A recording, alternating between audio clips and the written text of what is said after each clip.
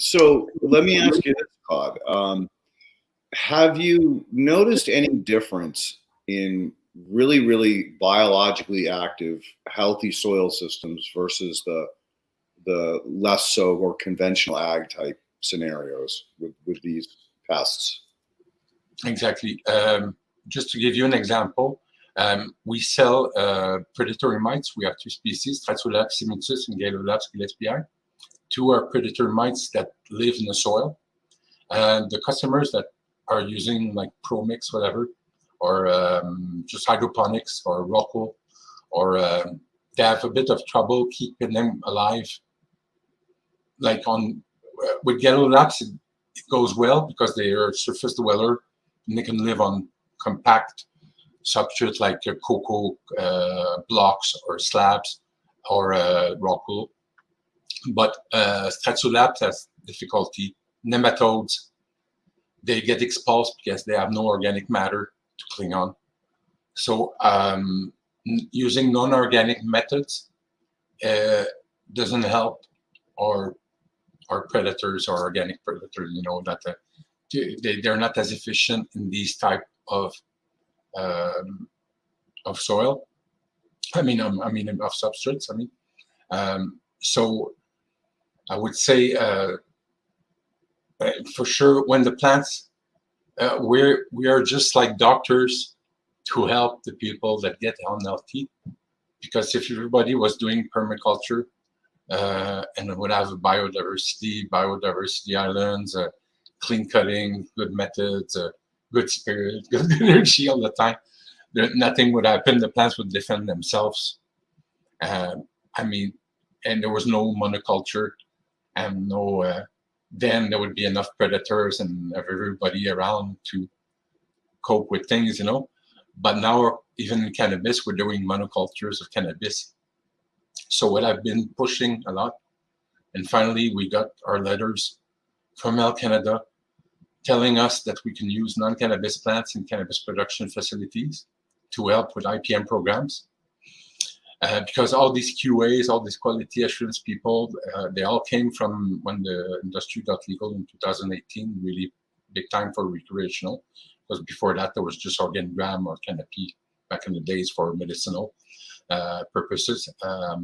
But when in 2018 it started, they needed to hire all these quality people, and they all came from the pharma sector, food processing sector. So they had no idea what they were doing, and they were overcautious for some reason and some not. Anyways, and they never permitted any other plant than cannabis to be grown in these lab sterilized facilities, no? So then I started to visit my first organic growers, like the Green Organic Dutchman. They were doing indicator plants. They were growing bean plants to catch spider mites, to see if they had spider mites right away. And the beans would feed the kitchen, the employee's kitchen, because you're not allowed, and for a reason, I respect that rule, is that to sell what you produce in the cannabis facility. So they wouldn't be able to have a road stand with their beans next to the road. But so that, then Fuga in Quebec, she was doing cover crop plants on her living soil. So then they can tolerate that. Okay. Then I realized, sorry, I have a singing cat. It's going to come entertain us, so I had to block him. He's very special. I think I'm going to make him a YouTube star soon. But a white cat that sings. So where was I? You're at Fuga. Oh, yeah, okay. Yeah, so the cover crop. So then the first, because we've been producing for years, we do aphid banker plants. So we grow barley in a small tray. And in this tray, we inoculate them, we infest them with some cherry bird oat aphids. So these type of aphids, they're very tiny. They just attack monocots.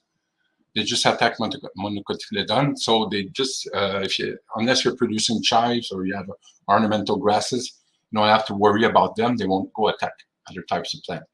So they serve, in fact, as a breeding farm for our parasitoids of aphids. Aphidus colemani, Aphidius cervi, Aphidius matricariae, which is the best one for cannabis aphid.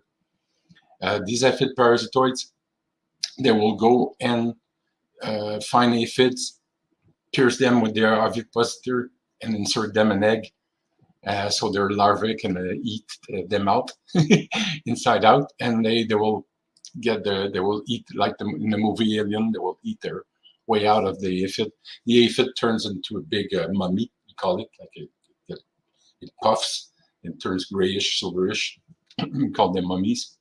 So when we sell these parasitoids, you receive a small tube, and it's filled with dead mummies, dead aphids that are all parasitized, and they will emerge in a day or two when you release them in your garden, and they will try to go and find aphids to parasitize.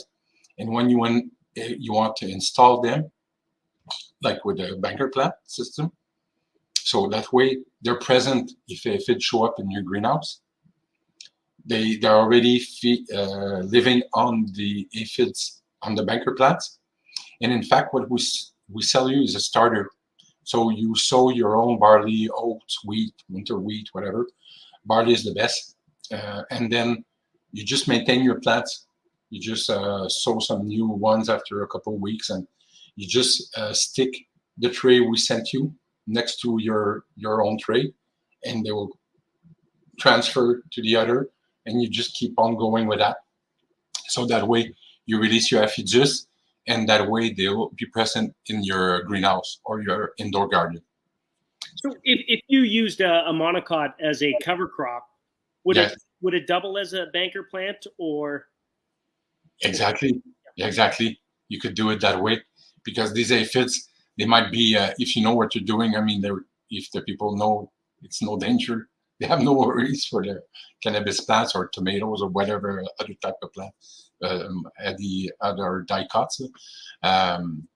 There's no worries there.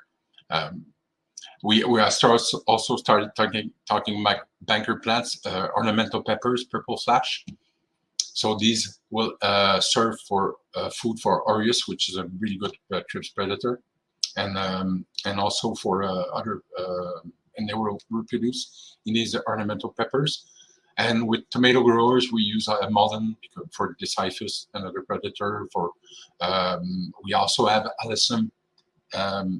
That's for outdoor growers, though. Indoors and in greenhouse for cannabis, there's petal pollution, meaning you don't want the little white petal going to stick in your flowers of the alyssum, so we don't use them indoors or in greenhouse. Same with the Aureus I was talking about, this predator of aphids, not aphid, trips, is actually a little bit of young aphids though. But the Aureus, it go sleep at 12-hour cycles, so you never use them during flowering. They're lazy, and they will go stick in the flowers. So usually I only use like the ornamental peppers for cannabis growers. I would use it in their mother rooms within veg areas, and that's it. Never anymore in the flowering. The other companies, I forget to mention that, but I like to tell people that's how it works. So yeah. So just to repeat that, for you, Aureus is something that you only use in veg. Yeah, veg, mother plants. It's a very good predator. You know, it hunts for sport. It will kill many trips a day. It flies to the trips. When you have the pepper plants, it can feed itself on pollen and reproduce easily. So it maintains itself. You're always seeing new nymphs. And the same thing with the Stratolelaps and the Galulaps. When you have living soil, usually you introduce them once and they go on by themselves. And when the people reuse their soil, they're still there in the soil. So they take care of fungus gnat, shore flies, pupa of trips, pre-pupa of trips, and other soil-dwelling pests or allies